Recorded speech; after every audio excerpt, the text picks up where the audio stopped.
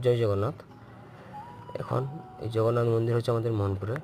আমি পান লোডিং করতে এসেছিলাম। পান লোডিং প্রায় কমপ্লিট হয়ে এসছে, এবার পুরোপুরি কমপ্লিট।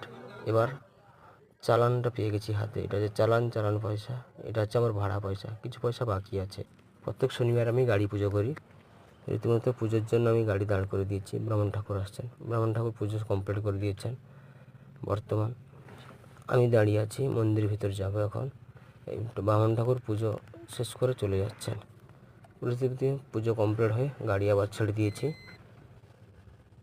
রীতিমতো খাবারটা খেয়ে নিচ্ছি আমি। পিছনে মাল আনলোড ওরা করছে, আমার এই সময় খাবারটা শেষ করে নিয়েছি। এরপরে আমি চলে এলাম আর পার্কিংয়ের জায়গায়। তেল কালকে সকালে নেব। বর্তমান গাড়ি পার্কিং করে দিয়েছি, এবার বিশ্রাম নেওয়ার পালা। দেখো পুরো পাম্পটা এত সুন্দর লাগছে দূর থেকে।